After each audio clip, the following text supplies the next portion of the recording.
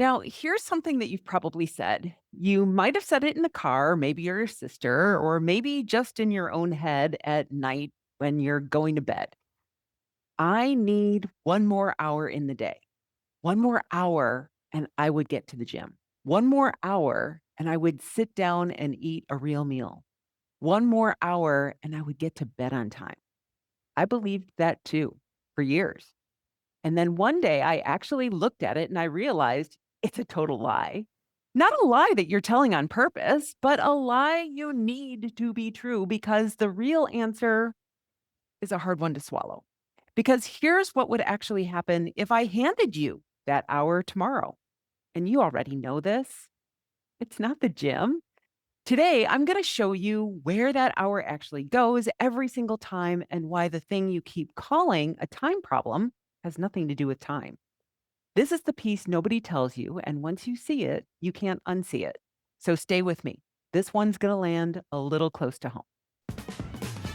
Welcome to the Done with Dieting Total Health for Women Over 40 podcast, the podcast for women who are done with the start over cycle and ready for a way of taking care of themselves that actually works. Hey everyone, welcome to the Done with Dieting podcast, the podcast for total health for women over the age of 40. I am your host, Elizabeth Sherman, and I am so glad that you are here with me today. So I want you to think about last Tuesday. You walked in the door somewhere between 6 and 7. You had your bag on one shoulder and your phone in your hand, and you were already answering somebody about some question that they asked. Maybe you hadn't sat down since 8 o'clock in the morning. Maybe you'd eaten standing up or at the counter or in the car, or maybe not at all. And then this morning, when you were still a functioning person with plans, you told yourself that you were going to make dinner, a real one. And you had everything for it, the chicken and the vegetables and the thing that you saw on Instagram. And then you get home and you open the freezer and there's the chicken frozen solid. You didn't take it out this morning because you were finding the permission slip and answering the email and remembering the appointment for your mother. And so you stand there with the freezer door open and cold air on your face, and you think, I cannot do this. I do not have the capacity for this. Not, I don't want to, but I just cannot. And nobody's offering to help. Your kids are in the other room. Your partner's on a call. Nobody comes into the kitchen and says, sit down, mom. I've got this.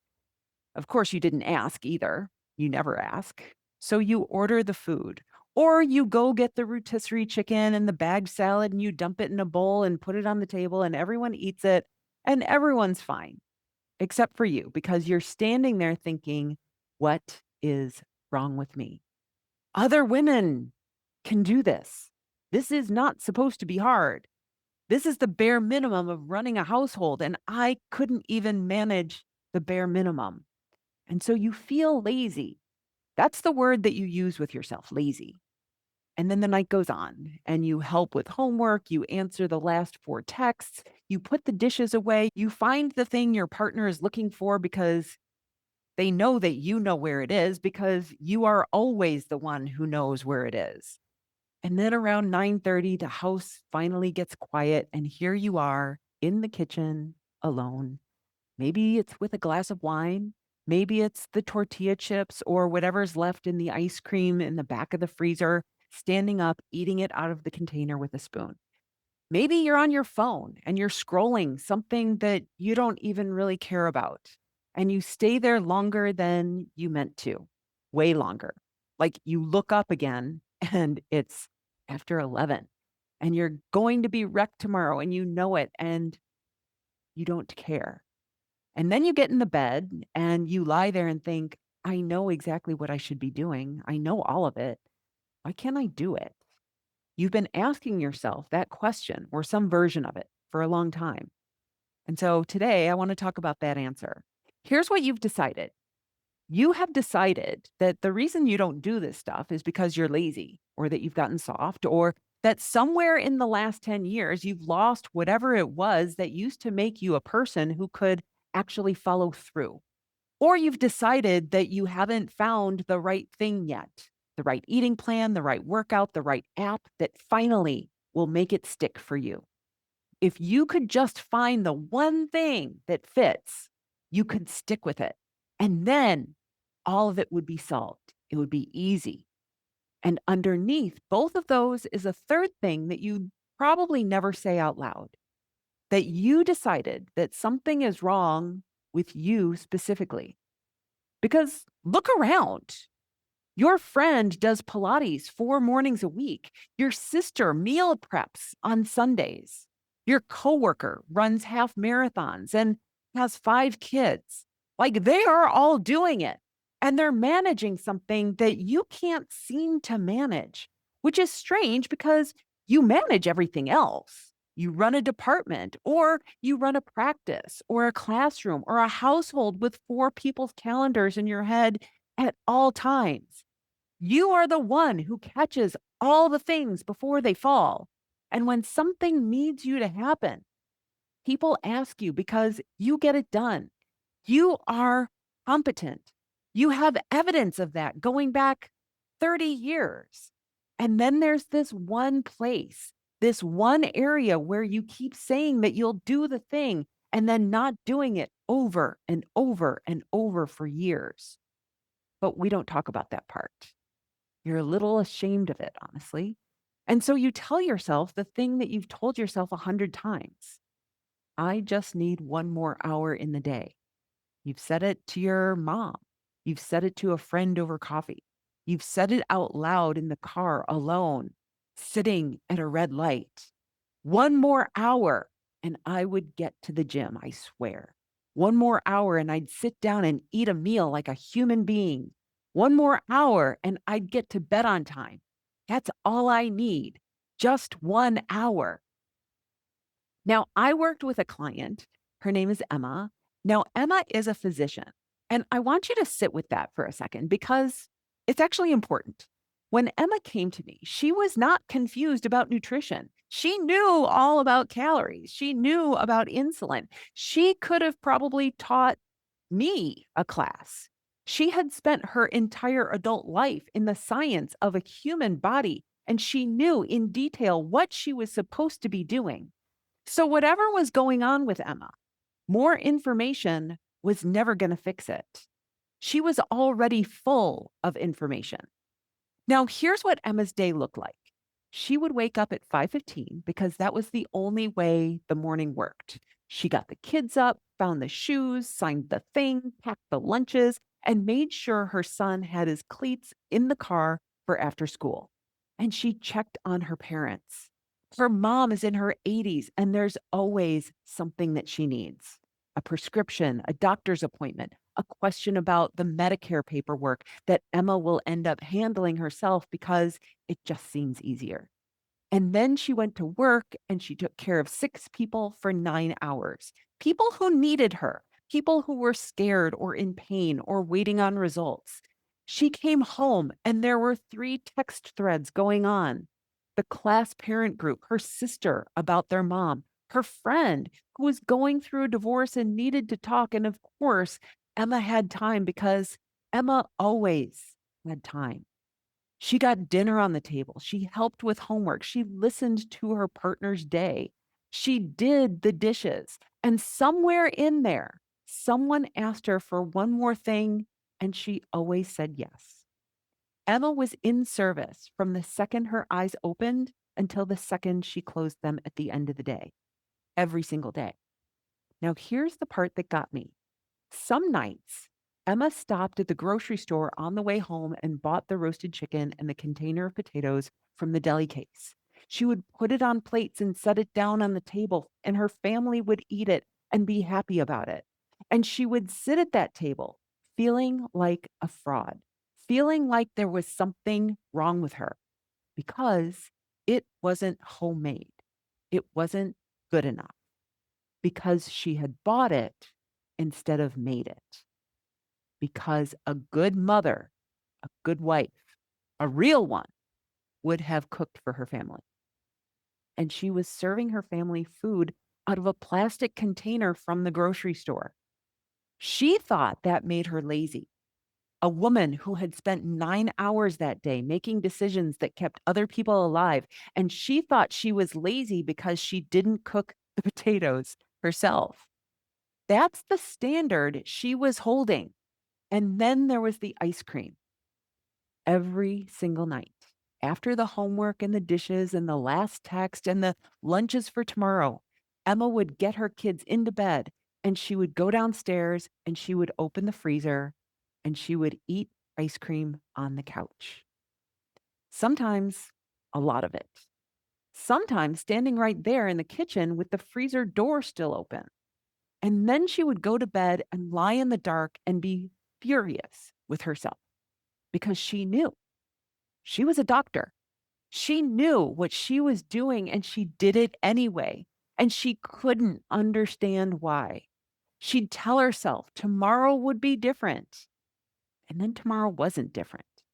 So when Emma and I started working together, she wanted to talk about the ice cream because in her mind, the ice cream was the problem. Get rid of the ice cream, fix me. But I asked her something else. I asked her what happened before the ice cream.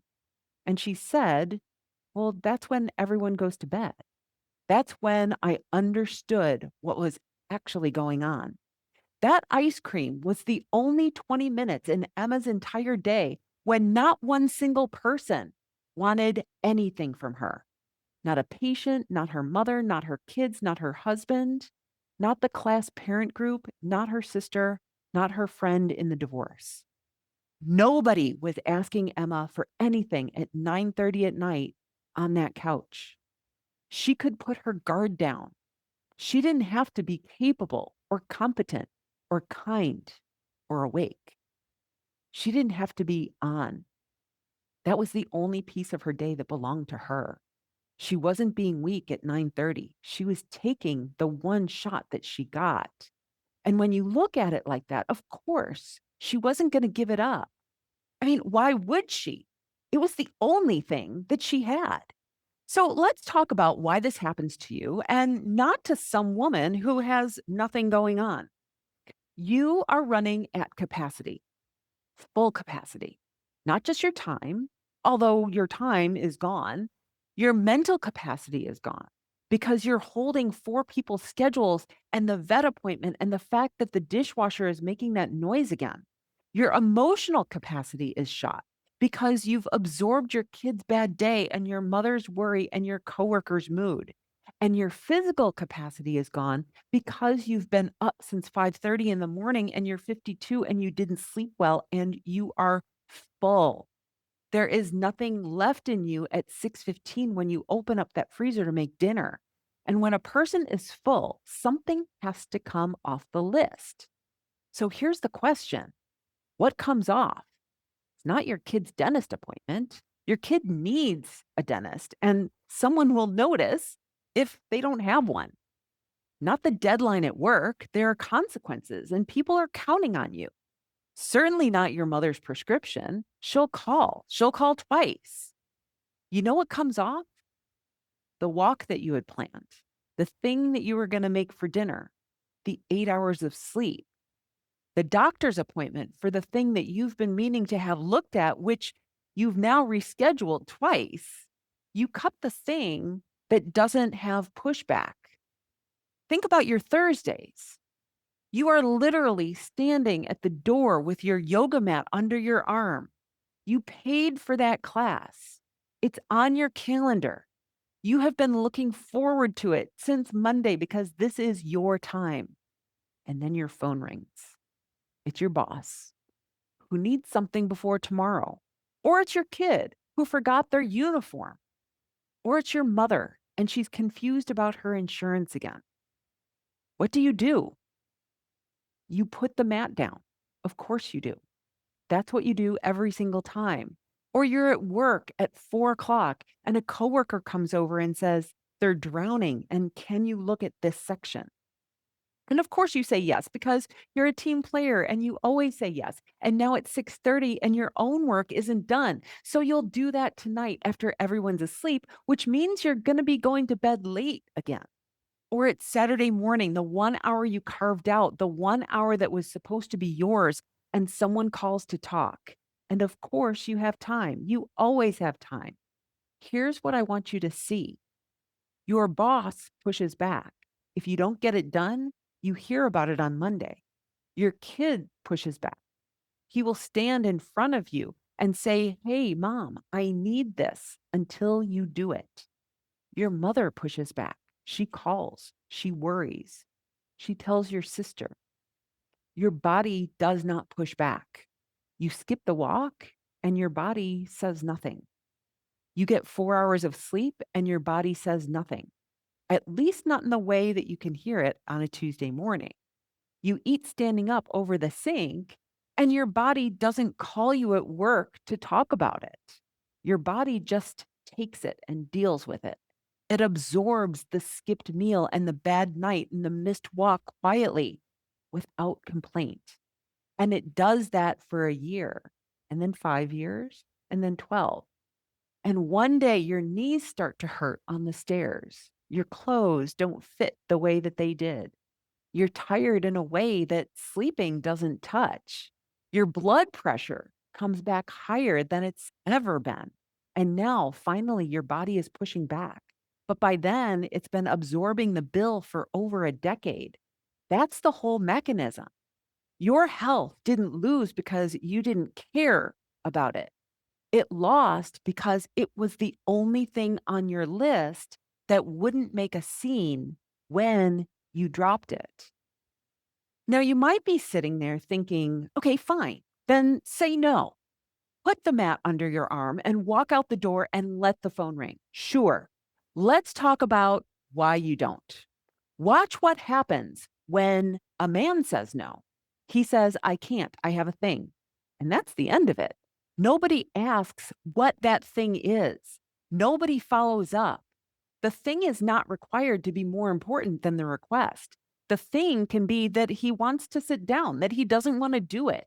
Now, watch what happens when you say no. You need a reason, and not just any reason, but a good one, a verifiable one, something that outranks the thing that you're being asked to do. You can't say, I can't come Saturday. I'm going for a walk. You would never. You would feel ridiculous. So you say you have an appointment, or you say you have a conflict, and you leave it vague enough that nobody can measure it against what they wanted or needed from you. You have to justify it. And you know that you have to justify it because if you don't, someone's going to say, well, can't you just move it? Nobody sat you down when you were 9 and explained this to you. That's not how all of this works. You learned it by watching, by experiencing it. You watched your mother eat last, standing at the counter after everyone else had a plate. You watched her hand out the good pieces of chicken and take the one that nobody wanted. You watched her be the one who stayed up wrapping presents while everyone else slept. You learned that a woman's time belongs to whoever needs it more. And someone always needs it more. By the time you were 12, this wasn't a rule anymore. It was just who you were, which is why the guilt is not a small thing. It's not a feeling that you can talk yourself out of on the drive over.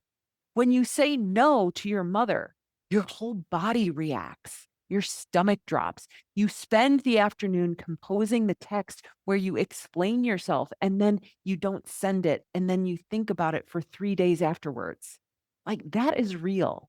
And I'm not going to pretend that it isn't. And the pushback is real too. Because when you have spent 20 years saying yes, the people around you built their whole life around you saying yes. Your no is genuinely inconvenient for them. And some of them are going to let you know about it. Your mother gets quiet on the phone. Your kid says, but you always do it. Your boss says nothing at all and just looks at you. And then there's the part underneath it. You believe it falls apart without you. You believe if you don't do it, it will not get done, or it'll get done badly. And then you'll have to fix it anyway, plus feel bad about the mess. You are the one who knows where the extra key is and which kid hates cheese and when the car registration expires and what your mother's cardiologist actually said. Now, you're not wrong about that. You are, in fact, the only one who knows those things. You have made sure of it for 2 decades. And here's what I want to say very clearly because I don't want this to be misunderstood. You are not doing this because you're a doormat. You love all of these people inside your life. You genuinely care about them.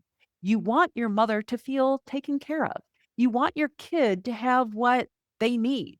You want the people you work with to be successful. When you help them, it feels good because it is good and you are good at it. That love is not the flaw in this. That love is exactly why the whole thing works so well and exactly why nobody, including you, has ever questioned it. So let's go back to that hour, that extra hour that you want in your day, the one that you've been asking for, the one that you said out loud in the car. I want you to do something with me. Pretend I can hand it to you tomorrow, Wednesday, whatever day it is. I'm going to reach into your day and give you 60 more minutes, free and clear. Nobody knows about it but you. It's yours. What do you do with it? Be honest with me. Don't tell me what you'd like the answer to be. Tell me the real one.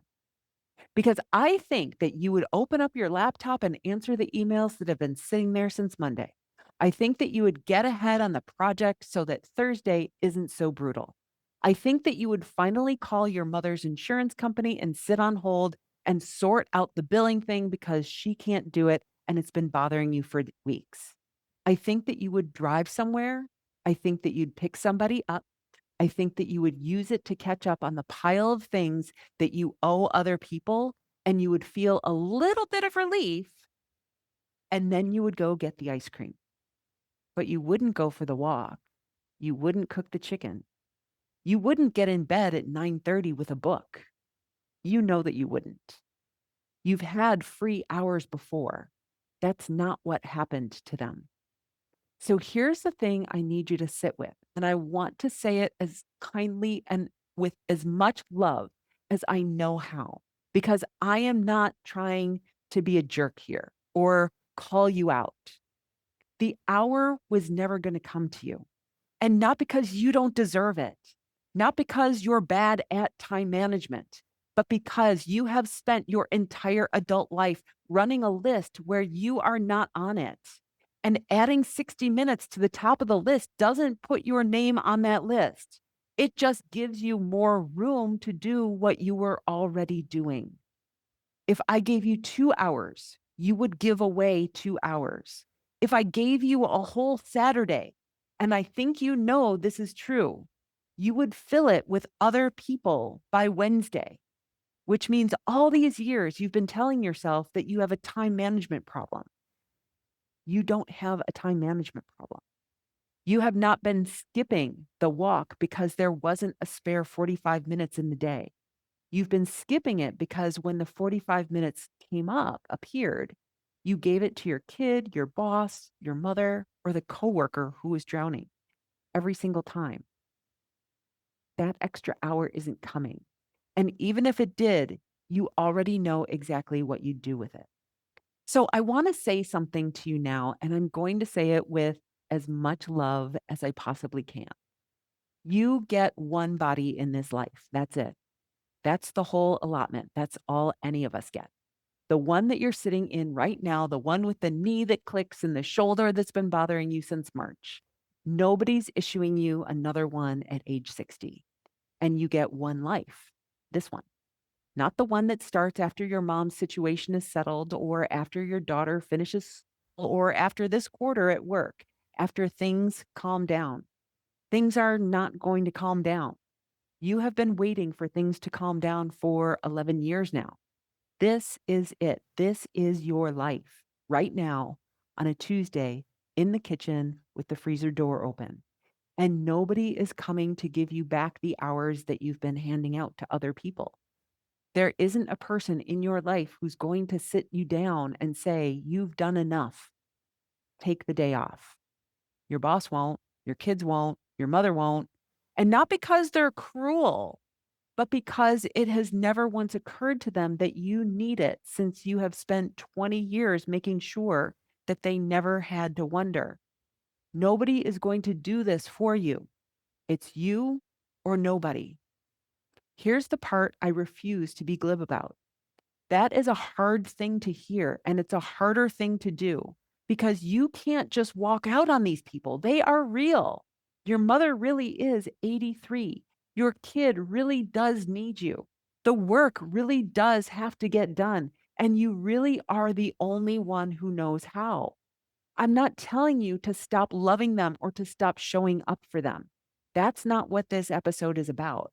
I'm telling you that the way you love them has quietly become the reason that you never show up for yourself. And you can see that now, probably for the first time. And I'll be straight with you. Seeing it is not the same as being able to work through it. You can understand everything that I just said completely and still put the yoga mat down when the phone rings on Thursday.